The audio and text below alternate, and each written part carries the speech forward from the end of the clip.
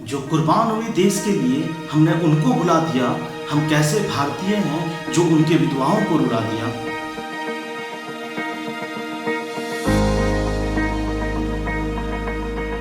नमस्ते।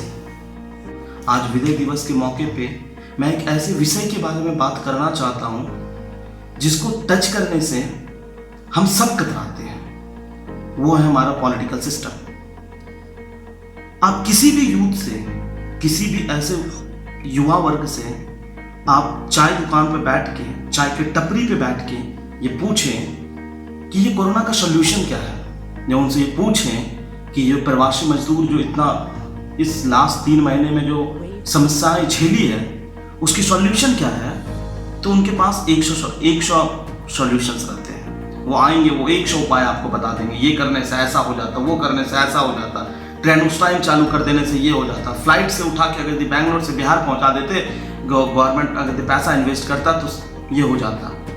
उनसे ये पूछे कि देश में गलती किसकी है जीडीपी गिरने की, तो आपको 100 उपाय देंगे फिर से वो कि नहीं जीडीपी इसलिए गिर गया क्योंकि हमने एक्सपोर्ट पे काम नहीं किया, जीडीपी इसलिए गिर गया क्योंकि हमने इंपोर्ट पे काम नहीं किया।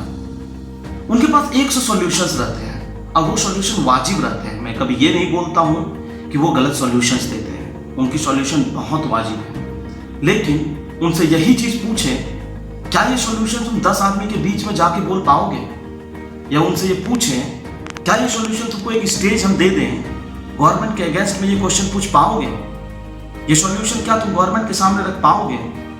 उनके पास से उत्तर आएगा, हाँ यार इतना टाइम किसके पास है, भैया अपना सिलेबस कंप्लीट करना है, इंजीनियरिंग का सेमेस्टर एग्जाम है यार, मॉक टेस्ट देना है, प्रैक्टिकल देना है, 100 चीज़ है यार, किसके पास टाइम? भाई सब नेता उता हमको नहीं बनना है, बस तुम पूछा तो हम बता दिए। बात यह है कि ये मेंटलिटी हमारे मन में क्यों है।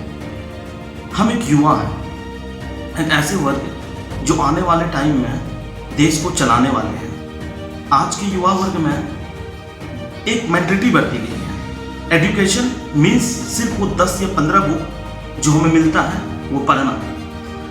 मुझे बड़ा आश्चर्य होता है कि जब मैं इंजीनियरिंग में था, जब मैं अपने दोस्तों से ये बात करता था कि भाई नहीं ये चीज़ गलत है यार, विधानसभा में ऐसा नहीं होना चाहिए था, नहीं भाई लोकसभा में ये जो बिल पास हुआ वो गलत होना चाहिए, गलत हुआ, ऐसा नहीं होना चाहिए था। तो बड़ा आश्चर्य होता मुझे ये देख के कि उनका ये रिप्लाई आता था, अरे अंकित तुम नेता बनेगा रे, तुम उधर ही जाओ, नहीं तुम वैसे ही कर सकते हो। जब मैं वहाँ से निकला तो मेरे को लगा हो सकता है कॉलेज लाइफ में है तो आदमी का सोच कन्फाइंड होता है, स्कूल लाइफ में है तो हो सकता है आदमी का सोच कन्फाइंड है, सब मार्क्स के लिए लड़ते हैं। हो सकता है जब हम जाएंगे, जॉब करने जाएंगे तो वहाँ मुझे ऐसे आदमी दिखेंगे जो देश के बारे में सोचते होंगे, देश के बारे में पता करते होंगे कि आज पॉलिटिकल पार्टी हमसे रिस्पॉन्सिबल है कि नहीं, जिसको हमने चुन के विधानसभा लोकसभा में भेजा है क्या वो हमारे लिए काम कर रहे हैं कि नहीं। लेकिन बड़ा आश्चर्य की बात है कि जब मैं अपने ऑफिस में आया कोलकाता से बैंगलोर, और जब मैं उन सब ने मुझसे एक सिंपल क्वेश्चन मेरे को याद आता कि उसने पूछा कि तुम कहाँ से हो, मैंने जवाब दिया आई एम फ्रॉम झारखंड। बड़ा आश्चर्य हुआ कि ऐसे कलीग्स, ऐसे 30 से 35 साल के युवा वर्ग जिनको देश के बारे में हर कुछ पता रहना चाहिए, उसने मुझे घुमा के एक क्वेश्चन पूछा, Jharkhand is in which state bro? I was like भाई ठीक है तुम पॉलिटिकल पार्टी के बारे में नहीं पता रखो, ठीक है तुम्हें कोई आर्टिकल कैसे बनता है ये पूरा सिस्टम नहीं पता हो, लेकिन इतना तो पता होना चाहिए कि ये 28 स्टेट का नाम ये है। ठीक है आपको 28 स्टेट के बारे में भी नहीं पता है, कम से कम हमें ये तो पता होना चाहिए कि देश में ऐसी घटनाएं घट रही है। आप किसी से एनआरसी के बारे में बात कीजिए, वो बीच स्टेज में जाके बात करने के लिए नहीं रेडी होगा। आप उसको बोलिए कि जो आर्टिकल 370 हटा वो खराब था या गलत था, वो बोलेगा यार इतना टाइम नहीं है कि हम ये सोच सके कि आर्टिकल 370 जो हटा जाए, एनआरसी जो आ रहा है वो जिसको होगा यार वो होगा, मेरे पास सारा कार्ड है, हम क्यों सोचे कोई चीज के बारे में। क्यों ऐसी सोच है? ऐसी सोच क्यों बना दी गई है कि जो इंजीनियर है, जो MBA है, जो MTech है, जो BTech किए हैं, वो लोग सिर्फ और सिर्फ टेक्नोलॉजी के बारे में भी बात करेंगे, वो देश के बारे में नहीं बात करेंगे। हमारे देश में ऐसा क्यों माहौल बना दिया गया है जहाँ पे अगर कोई देश के बारे में बात करती है, देश के पॉलिटिकल सिस्टम के बारे में बात करती है तो उन्हें बस एक नेता के रूप में देखा जाता है। जब आप किसी से ये पूछिए कि तुम क्या बनना चाहते हो और तुम घर में जाके ये बोल दिए कि पापा हमको ना पॉलिटिकल साइंस में बड़ा इंटरेस्ट है, हम पॉलिटिकल साइंस लेके ना एक स्टेज पे जाके भाषण देना चाहते हैं, हम देश का ना पब्लिक को, युवा वर्ग को जागरूक करना चाहते हैं, तो आपको रिप्लाई मिलेगा कि ये करके क्या मिलेगा तुमको, नेता बनना है तुमको, नेता बन के क्या मिलेगा, चुपचाप इंजीनियरिंग पढ़ो, इंजीनियरिंग करो और पैसा कमाओ। क्या सिर्फ पैसा कमाना हमारा मकसद है? मुझे बड़ा आश्चर्य हुआ कि हम सब ने मिलकर एक ग्रुप स्टार्ट किया है, वॉइस फॉर इंडिया। ये कोई पॉलिटिकल ग्रुप है नहीं, ये एक ऐसी ग्रुप थी जिसमें हमने सोचा कि आज के युवा वर्ग में 10 आदमी के सामने जाके बोलने में बहुत प्रॉब्लम होती है, तो हम लोग एक काम करते हैं, एक ऐसा ग्रुप बनाते हैं जिससे हम उन लोग को ये ट्रेन कर सके कि कैसे एक अच्छा स्पीकर बनेंगे, कैसे उनके अंदर जो फियर है वो बाहर निकलेगी। क्योंकि मैं भी जब पहला बार स्टेज में गया था, जब बोला था, तो मुझे बहुत डर लगा, मेरा भी हाथ कांप रहा था माइक पकड़ने से पहले। कोई भी जो आज हमारे मोदी साहब जी हैं, वो भी जब पहला बार स्टेज पर गए होंगे, जब माइक पकड़े होंगे, तो उनके भी हाथ कांपे होंगे। वो भी एक बार में 10,000 आदमी की रैली वो अटेंड नहीं कर पाए। तो हमने सोचा कि क्यों ना सारे युवाओं को ये बताया जाए कि हमने ऐसा एक ग्रुप स्टार्ट किया है जिससे युवाओं को ट्रेनिंग दिया जाएगा कि उनसे ये पब्लिक फियर कैसे हटाया जाए, जिससे उनको ये बताया जाएगा कि आप स्टेज पे आओ, बोलो और अपने अंदर की जो डर है उसको बाहर निकालो। हमने हर बड़े कॉलेज को ट्राई किया, IIT, NIT, IIMs, सारे इंजीनियरिंग स्टेट कॉलेजेस, सारे कॉलेज को अप्रॉक्स लास्ट 1 वीक में हमने 500 engineering college, IIMs, management college, सारे को लॉ कॉलेज, आर्ट्स कॉलेज, सबको कॉल किया मैंने और हमारी टीम ने। है ना, आउटपुट सुन के आपको बड़ा आश्चर्य लगेगा कि उस 500 में से 500 कॉलेज में कोई 100 स्पीकर सामने नहीं आया जो इस बात पे बात करना चाहते हो कि देश में क्या चल रहा है। उनका रिवर्ट क्वेश्चन ये होता था, सर क्या ये पॉलिटिकल सिस्टम से रिलेटेड है? मैं पॉलिटिक्स के अगेंस्ट नहीं बोल सकता सर, मेरी फैकल्टी अलाउ नहीं करेगी। सर मैं किसी टॉपिक के ऊपर बात करूंगा, मैंने बोला कि नहीं, ये पॉलिटिकल सिस्टम के ऊपर नहीं है, इस पे टॉपिक है, हम लोग कोरोना के ऊपर बात करेंगे, जो कोरोना में लॉकडाउन लगा था क्या वो प्लान है या अनप्लान है? बोला नहीं सर, हम बात नहीं कर सकते हैं सर। ये डर किस लिए बैठी है हमारे मन में? क्या ये डर हमारे कोई पॉलिटिकल पार्टी बिठाई है? नहीं। क्या हम ये सोचते हैं कि जो नेता चुन के गए हैं लोकसभा और विधानसभा में वो ऐसे ही चले गए हैं? आप ये समझिए कि जो वहां पे गए हैं उनके कंधे पे पूरा देश या पूरा राज्य चलाने की जिम्मेवारी है। उनको जिम्मेवार बनाना हमारी कर्तव्य है। और यदि इस कर्तव्य से हम लोग पीछे हटते हैं, अगर हम ये डरते हैं कि नहीं हम स्टेज पे जाकर नहीं बोल सकते हैं और कल देश में कुछ अच्छा नहीं होता है, तो उसका सिर्फ और सिर्फ कारण हम लोग हैं, कोई और नहीं है। हम दूसरों के ऊपर ब्लेम डालने से पहले ये सोचे, अपने गिरबान में झांक के ये सोचे, क्या हम देश के लिए वो चीज कर पा रहे हैं जो करनी चाहिए? क्या 3 या 4 लाख या 5 लाख की जॉब करना ही देश के लिए सबसे उन्नति की काम है? या हमारे कंधे पे ये भी बोझ है कि अगर देश में कुछ गलत हो रही है या देश में कोई गलत कानून आ रहा है तो हम उसके अगेंस्ट में बोले? हम युवा हैं, पूरे देश में 120 करोड़ जनता में 1 लाख जो है वो इंजीनियर्स होते हैं या डॉक्टर्स होते हैं या MBA होते हैं।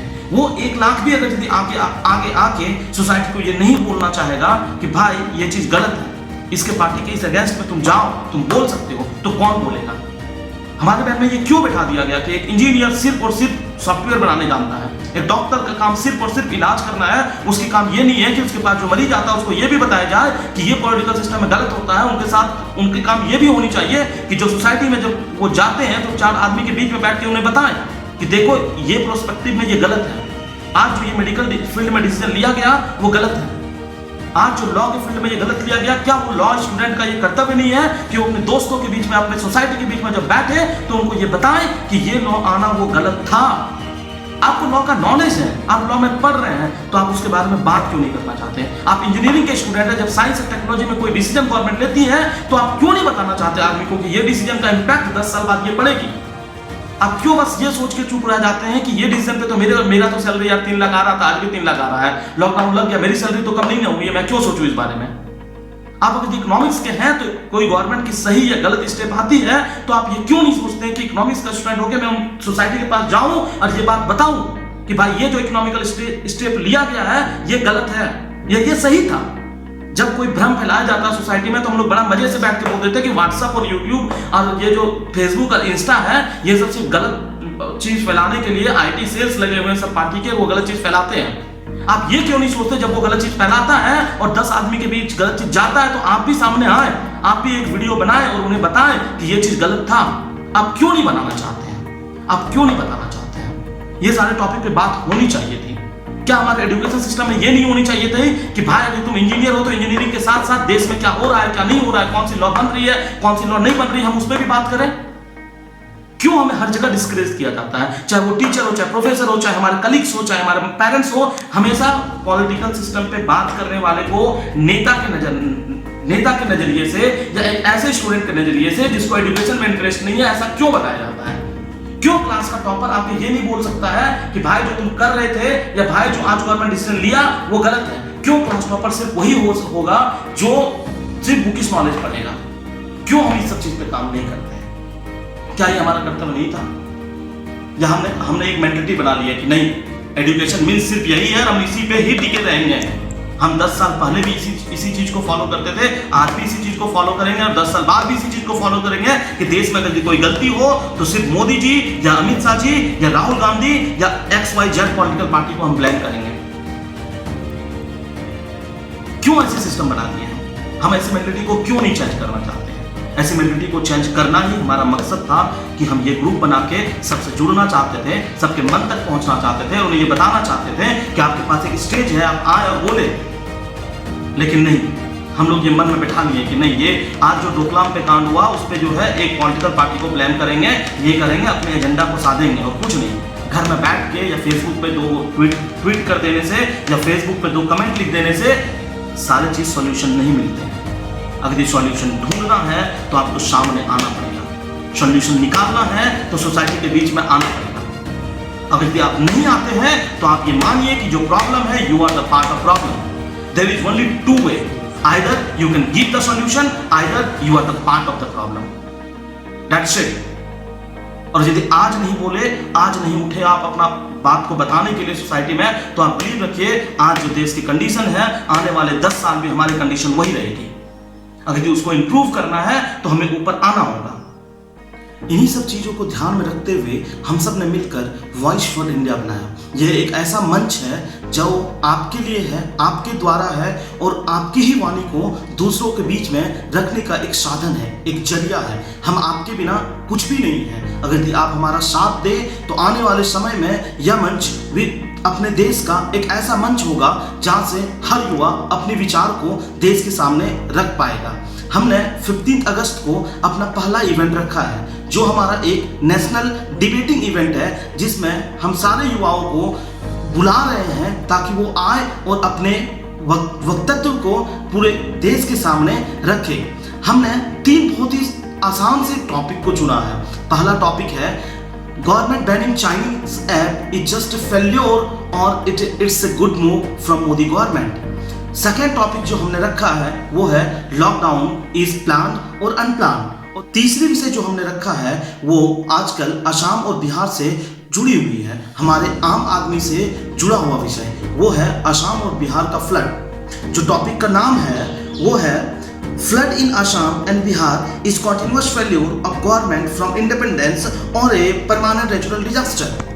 आपसे नम्र निवेदन है कि आप आए और इन सब विषयों पे अपना विचार जरूर प्रकट करें। लास्ट में मैं अपने युवा साथियों के लिए बस इतना ही कहना चाहूँगा, क्यों मरते हो बेवफा सनम के लिए, यूं ही मर जाओगे इसकी गलियों में, कोई चंदा ना देगा तेरे कफन के लिए, मरना है तो मरो देश वतन के लिए, भारत माता भी तिरंगा देगी तेरे कफन के लिए, तेरे कफन के लिए। जय हिंद, जय भारत।